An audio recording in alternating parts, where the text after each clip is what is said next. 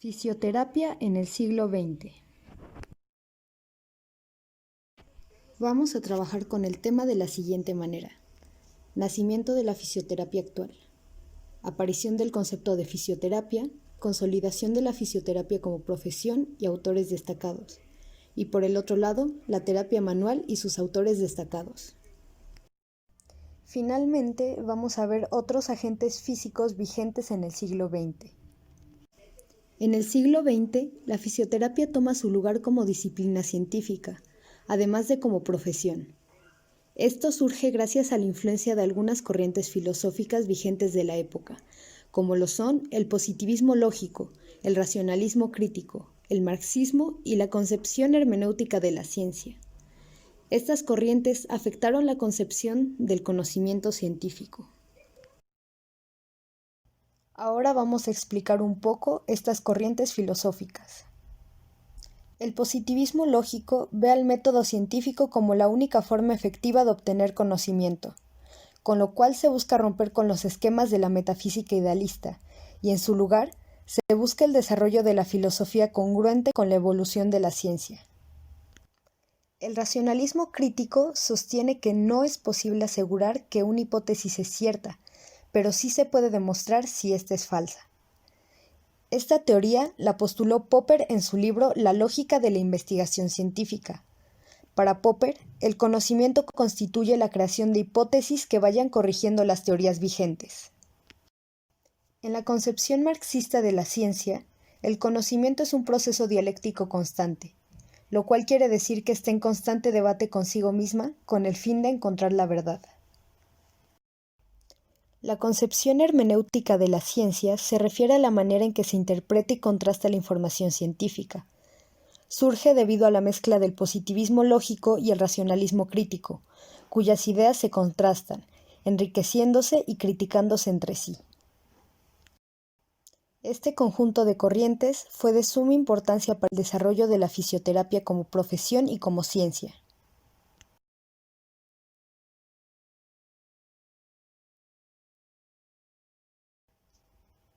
Nacimiento de la fisioterapia actual.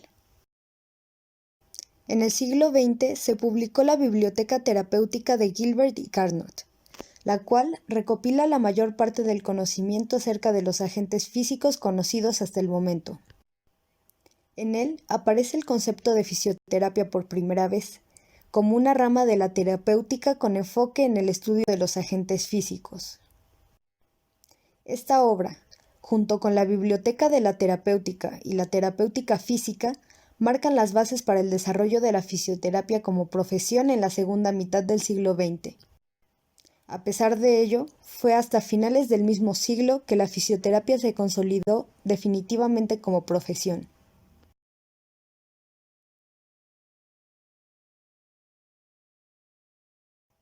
Numerosos autores ayudaron a respectivas consolidaciones dentro del campo, de los cuales destacan los siguientes. Frenkel, quien en 1902 implanta un nuevo método de ejercicios para el tratamiento de las alteraciones cerebelosas. Rosenthal, quien en 1903 introduce el término de kinesioterapia respiratoria, para describir el tratamiento del síndrome de insuficiencia diafragmática. Igualmente, en 1903, Winifred Linton incorpora los ejercicios respiratorios localizados a la cirugía torácica. Clapp, quien en 1904 plantea que la movilización de la columna vertebral y el desarrollo muscular del tronco con pacientes en posición prona corrigen o detienen el proceso de alteración o deformación causada por la escoliosis. De esta forma, comenzaron a utilizarse los ejercicios de cuadrupedia, afirmando que la bipedestación del hombre puede tener un efecto negativo en la columna vertebral al favorecer la ruptura de la estática de la misma. Igualmente, con respecto a la escoliosis, Katharina Schroth desarrolla un nuevo concepto en su tratamiento basándose en 3 pilares fundamentales. El primero es la corrección tridimensional mediante la extensión axial, la deflexión y la denotación activas. El segundo es proporcionar un valor de referencia y el tercero es el mantenimiento de las normas de higiene postural. En 1943, Karel y Berta Bovat desarrollaron una técnica para el tratamiento de la parálisis cerebral infantil, el cual se extendió más tarde en el tratamiento de adultos con hemiplegia. Y hoy en día estas técnicas sirven para el tratamiento de lesiones del sistema nervioso central. Ese mismo año, Guthrie Smith y Porritt sientan las bases de la suspensioterapia, al proponer la degravitación mediante lonas y cuerdas, fijando la transición hacia la cinesiterapia científica. En 1946, Delorme y Watkins desarrollan los ejercicios de resistencias progresivas, con cargas crecientes para el trabajo de la fuerza muscular. A partir del concepto de máxima resistencia, muchos autores han desarrollado más técnicas de potenciación. En 1949, François Messier inicia su estudio de la implicación de las cadenas musculares en las deformidades y algias de los distintos niveles del aparato locomotor. Estos trabajos se han ido perfeccionando en las últimas décadas y se han ido desarrollando nuevas técnicas que son empleadas hasta el momento.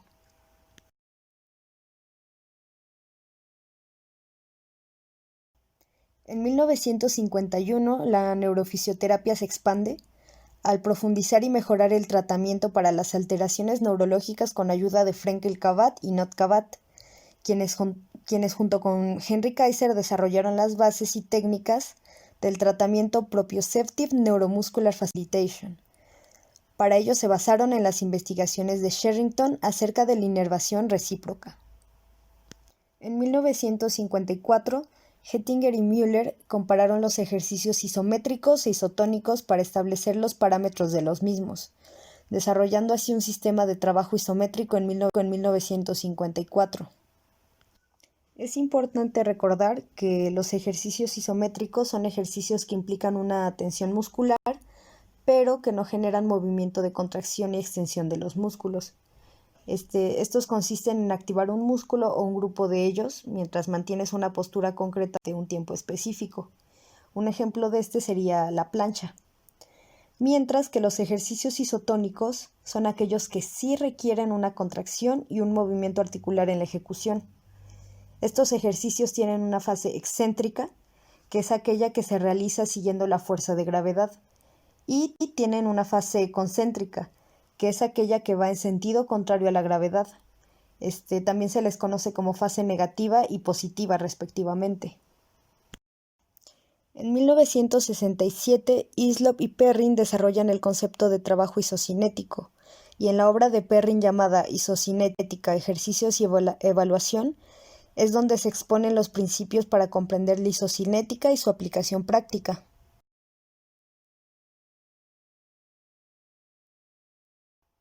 En 1968, Manuel Jiménez introdujo la técnica de ventilación dirigida. Con ella se conserva la ventilación alveolar sin variar el consumo de oxígeno mediante la optimización de la movilidad diafragmática. Y en 1974, Václav Bojta publica Alteraciones motoras cerebrales infantiles, diagnóstico y tratamiento, en el cual desarrolla un sistema de diagnóstico basado en la reactividad postural. Otros autores que destacan de esta época son Ebert, quien ayuda al tratamiento de la bronquiectasia con sus aportaciones sobre el drenaje postural, y Lois Bley, quien en su obra Tratamiento del bebé basado en los principios del NDT, recoge las aportaciones de Mary Quinton en cuanto al tratamiento del neurodesarrollo de los bebés. Otros eventos que fueron muy importantes para el desarrollo de la fisioterapia en el siglo XX son el descubrimiento de la plasticidad del sistema nervioso central, con lo que se revoluciona la neurología, pues antes se creía que los daños neurológicos eran irreparables, por lo cual surge el concepto de neurorehabilitación, campo en el cual Pat Davis fue uno de los pioneros.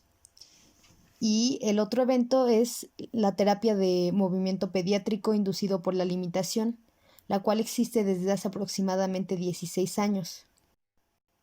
Esta terapia fue diseñada para mejorar la función de la extremidad superior en pacientes con hemiparesias, secundarias a lesiones neurológicas.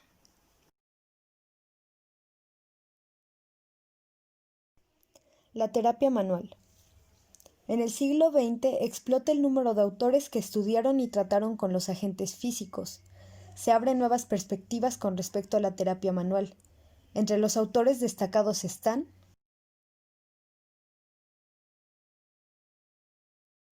John Mennell, quien promovió la aplicación de manipulaciones articulares.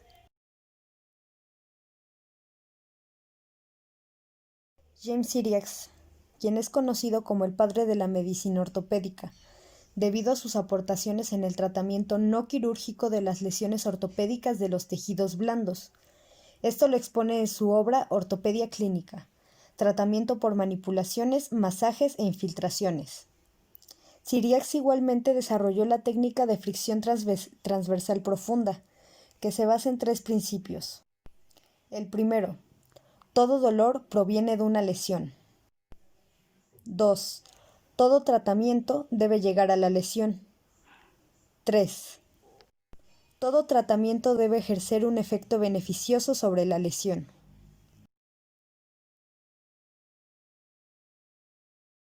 Robin Mackenzie desarrolla un tratamiento de las algias vertebrales. También aportó un amplio programa de mantenimiento del dolor lumbar. La utilización de los movimientos repetitivos para la clasificación de los subgrupos en el dolor lumbar no específico y el uso de los fenómenos de centralización, además de la prescripción de ejercicios que el paciente debe realizar por su cuenta.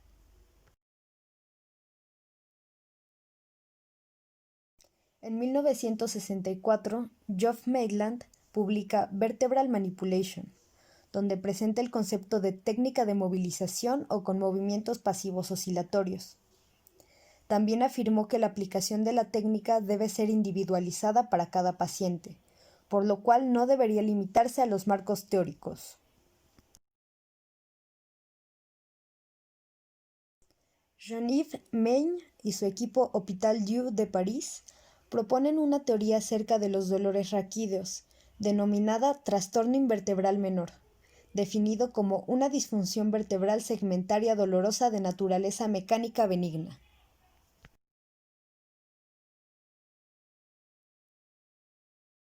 En 1984, Benini y Grosjean desarrollan la microsinestesia, basado en el estudio de los micromovimientos articulares, es decir, los micromovimientos de todas las articulaciones.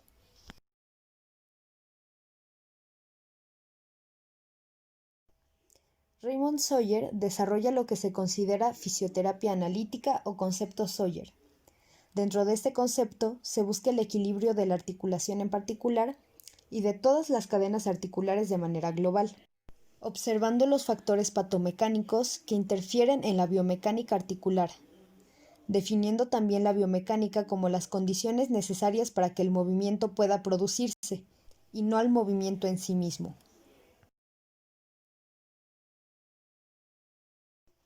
Freddy Kaltenborn es otro de los autores fundamentales de la terapia manual. Él funda el sistema nórdico de terapia ortopédica en los años 60. Kaltenborn fue profesor de deportes en Alemania y de igual manera fue profesor de fisioterapia en Noruega. Una de sus aportaciones más destacadas es la de la osteopatía.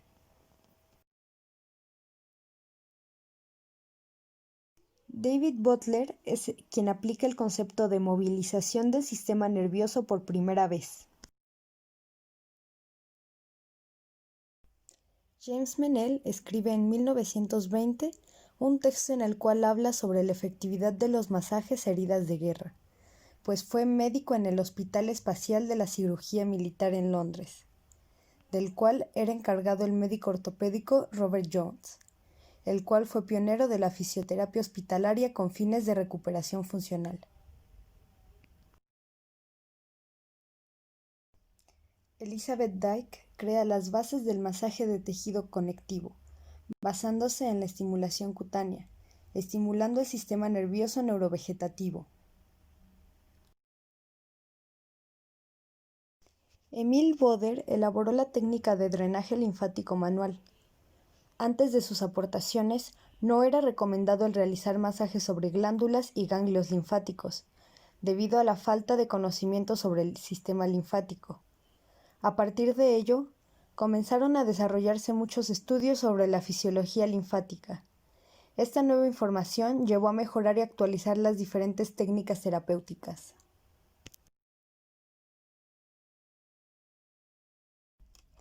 Wolfgang Kohlrausch publica en 1957 las relaciones reflejas entre úlceras y musculatura y sus acciones terapéuticas. Con ello se demuestra la existencia de las relaciones reflejas bilaterales.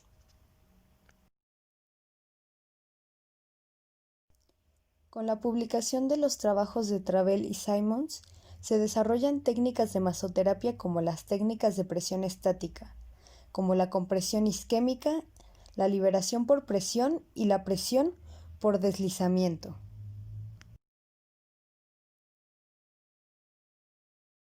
Andrzej Pilat propone distintas maniobras dirigidas a las lesiones del aparato locomotor.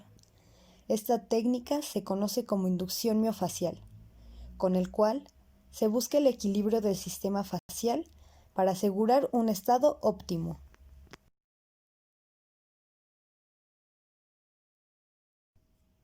Henry Nagel fue un autor muy conocido por su dominio de los vendajes funcionales, la reeducación sensitivo-perceptivo-motriz y la electroterapia antiálgica.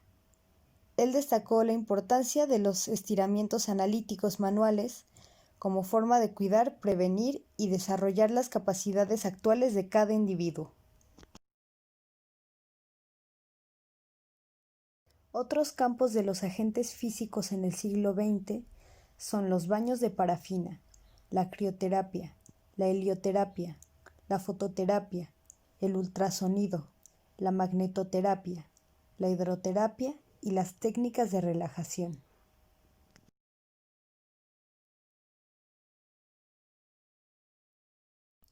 En la termoterapia se introduce un nuevo medio físico, el cual es el baño de parafina, sustentado por Edmund Barth en 1913.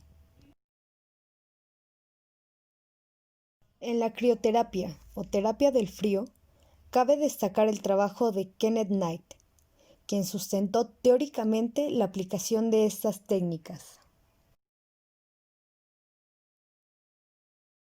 Destacan en la fototerapia y la helioterapia Antonio Ponset y Hruszczynski, debido a sus trabajos que demuestran los efectos beneficiosos de los rayos UV ante el raquitismo. En 1960 aparece el primer láser compuesto de rubí creado por Theodor Meiman. Esta creación ayudó al desarrollo de nuevas técnicas terapéuticas para mejorar la cicatrización de heridas y la curación de los tejidos blandos, reducir la inflamación y aliviar el dolor agudo y crónico.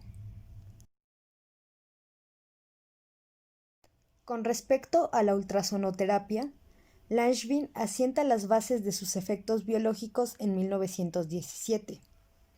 Goods y Loomis, en 1928, estudian los efectos de la circulación sanguínea, y en 1939, Polman comienza a utilizar el ultrasonido con fines antiinflamatorios y analgésicos. En la hidroterapia, Lohmann desarrolla la hidrogimnasia como método terapéutico en 1924, y en 1948, Macmillan incorpora el concepto Halliwig para el tratamiento de alteraciones neurológicas infantiles, basado en los principios científicos de la mecánica de los fluidos. Se puede afirmar que los diversos autores y fisioterapeutas que trabajaron a lo largo de todo el siglo pasado contribuyeron a establecer las bases de la fisioterapia actual. La terapia manual y los agentes físicos utilizados hasta hoy en día han abierto las puertas a un conocimiento más completo en el campo de la terapia física.